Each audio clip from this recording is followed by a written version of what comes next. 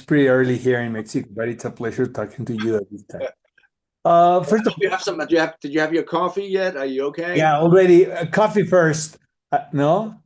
Yeah, of course. Um, we love history in Mexico. You know what I mean? We're pretty much history buff. The question is, how do you create a character like William of Normandy when you don't have so many references? You know what I mean? I think it's if you portray a character from the 80s, it can Oh be yeah. yeah, you have more things not to No, look. of course. I mean that's the reality is there's very little. You know the big events. You know what happened here. You know this battle, but it's all scattered. But so you just try to find what you can. You try to imagine. You learn about his. You know we do know. We have historical facts about his childhood. We know that it was not easy. There was a lot of power fighting in France and in Normandy. But of course, also with the writers and with the whole team, that's the fun of it is that we have to connect the dots. How did this guy? How do we imagine this guy went to this? Also, we know what happened after the show ends for possible season two. We know how that's gonna. So that you have the beginning, but then it's all about you know trying to use your imagination. Of course, the writer gives you stuff, but with William, what you did know was actually very fascinating. Tricky childhood, but then he meets Matilda, his wife, and they do. We know that they were a very unusual couple for that time because they they were loyal to each other. They ruled together. They complemented each other, and she was involved. She would be power sharing, which was incredible, and I think that obviously gave us a lot of um, fertile ground to kind of explore. And the same with Harold. We knew some of the power strokes there, but absolutely you're going to have to make stuff up. There's no way around it. It's 1,000 years ago, and if you only go by the tapestry of Bayeux, you're not going to get that far.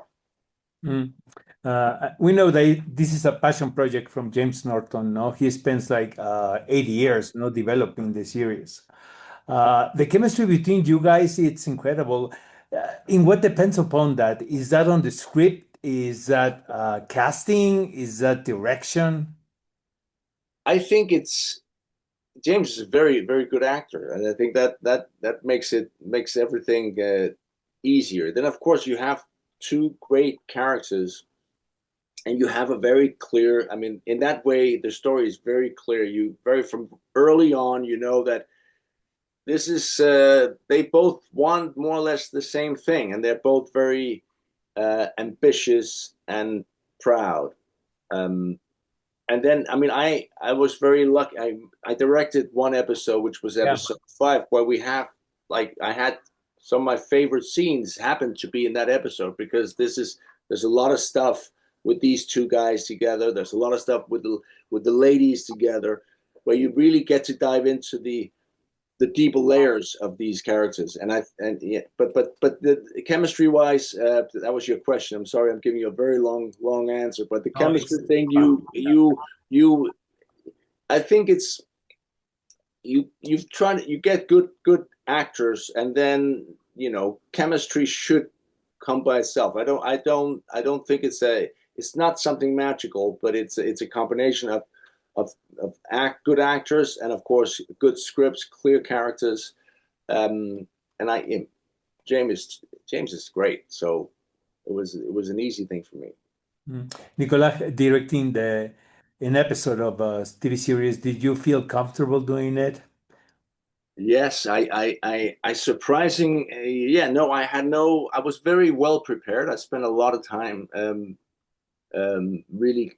Cons- I mean, spent a lot of time with the different heads of departments, finding solutions.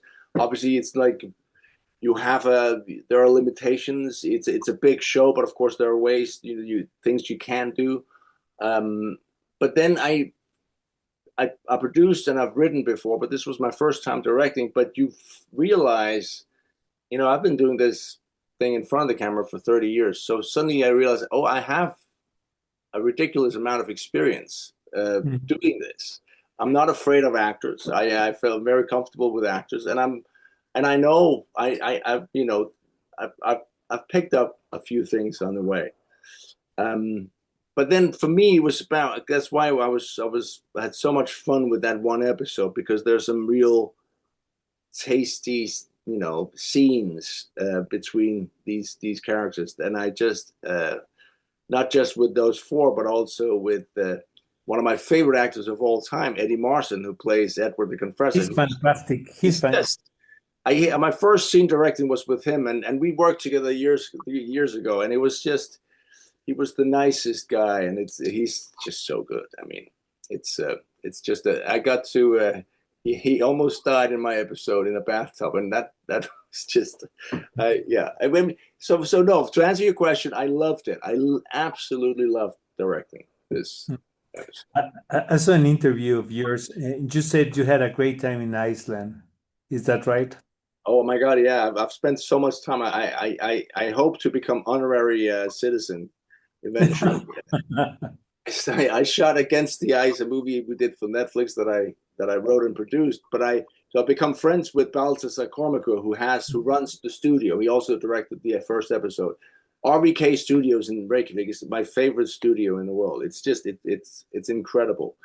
And Iceland, if you ever get it, if you haven't been there and you get the chance, I highly recommend it. It's an incredible place. Looking forward. This is the last question, Nikolaj.